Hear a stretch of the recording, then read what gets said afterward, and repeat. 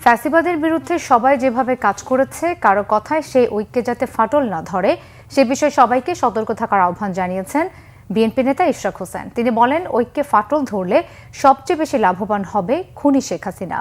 রাজধানীর কোতোয়ালি থানা বিএনপি আয়োজিত সদস্য সংগ্রহ কার্যক্রম উদ্বোধন অনুষ্ঠানে অংশ নেন বিএনপি নেতা ইশরাক হোসেন। এ সময় তিনি বলেন, কোনো চিহ্নিত অপরাধী যেন বিএনপির সদস্য হতে না পারে সেদিকে সজাগ থাকতে হবে।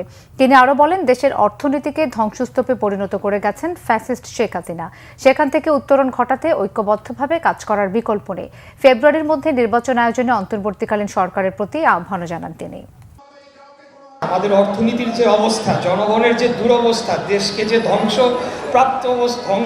স্তূপ্ত অবস্থায় শেখ হাসিনা রেখে গিয়েছে, সেখান থেকে তো আমাদের উত্তরণ ঘটাতে হবে। সেখান থেকে তো আমাদেরকে দেশকে নতুন করে নির্মাণ করতে হবে।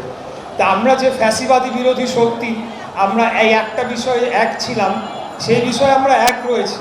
কিন্তু এর পাশাপাশি সবারই দায়িত্ব রয়েছে তারা কোন কী কথাগুলো বলছে এবং তাদের কথার মাধ্যমে আমাদের এই ঐক্যের কোনো ভাঙন বা ঐক্যের কোনো ফাটলের সৃষ্টি হচ্ছে কিনা। কারণ যদি হয় তার একমাত্র লাভবান কিন্তু হবে খুনি স্বৈরাচারী ফ্যাসিস্ট হাসিনা। যত ধরনের চিহ্নিত অপরাধী, মাদক ব্যবসায়ী, চাঁদাবাজ, সন্ত্রাস, অস্ত্র ব্যবসায়ী এবং যারা সমাজে এক প্রকার দুষ্ট প্রকৃতির বলে পরিচিত, তাদেরকে কোনোভাবেই বিএনপির এই নতুন সদস্য সংগ্রহ কর্মসূচিতে কোনোভাবে অংশগ্রহণ করতে দেওয়া যাবে না।